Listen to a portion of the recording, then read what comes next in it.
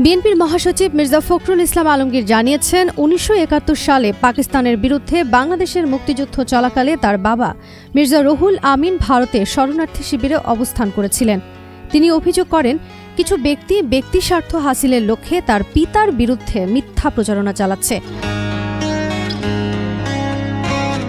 সোমবার ১০ নভেম্বর সামাজিক যোগাযোগ মাধ্যম ফেসবুকে দেওয়া এক পোস্টে মির্জা ফখরুল লিখেন, আমি গত দুদিন ধরে ঠাকুরগাঁওয়ে আছি।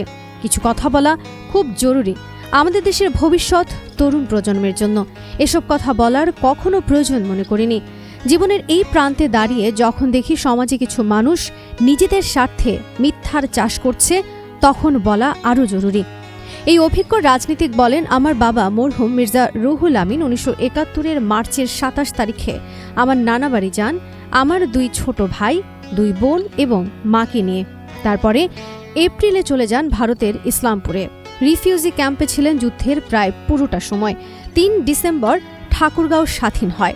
আমার বাবা ঠাকুরগাঁও ফিরে আসেন তখনই। যখন ফিরে আসেন দেখেন সব লুট হয়ে গেছে। আমার মরহুম মা তার গয়না বিক্রি করেন। আমি যোগ দিই অর্থনীতি শিক্ষকতায়। প্রথম বেতন তুলে দিই আম্মার হাতে। তিনি আরও বলেন, আল্লাহর রহমতে জীবন চলে যায়। ১৯৭১-এর পরে বাংলাদেশের কোটি কোটি মানুষ এভাবেই ধ্বংসস্তূপ থেকে তৈরি করেছে জীবন। গত ৫৪ বছরে আমার বাবার নামে কোথাও কোনো মামলা হয়নি। ঠাকুরগাঁও জেলার যা কিছু আধুনিক তার শুরু আমার বাবার হাতে। এই জেলার প্রতিটি সৎ মানুষ জানে আমার বাবার কথা। আমার বাবা মারা যাওয়ার পরে তার স্মৃতি রক্ষার জন্য যে ফাউন্ডেশন হয়, তার নেতৃত্বে ছিলেন ঠাকুরগাঁওয়ের সকল নামকরা রাজনীতিক। ১৯৯৭-এ তার মৃত্যুতে সরকারি শোক প্রকাশ করা হয়। বিএনপি মহাসচিব অভিযোগ করেন, আমার বাবার সম্পর্কে মিথ্যাচার শুরু হয় গত আওয়ামী রেজিমে এবং দুঃখজনকভাবে গত ১ বছর ধরে একটি গোষ্ঠী যারা নিজেদের জুলাইয়ের আন্দোলনের অংশীদার মনে করে, তারাও এই মিথ্যাচারে অংশ নিচ্ছে।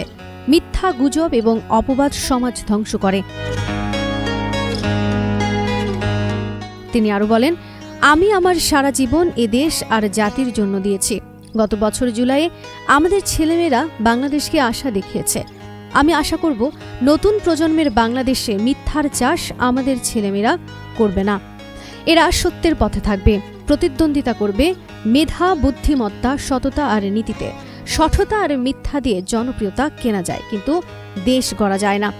আসুন আমরা আমাদের অভিজ্ঞতা, দেশপ্রেম আর নতুন প্রজন্মের সাহস ও দেশপ্রেম দিয়ে তৈরি করি একটি মর্যাদাপূর্ণ, সৎ ও মানবিক বাংলাদেশ, বলেন মির্জা ফখরুল।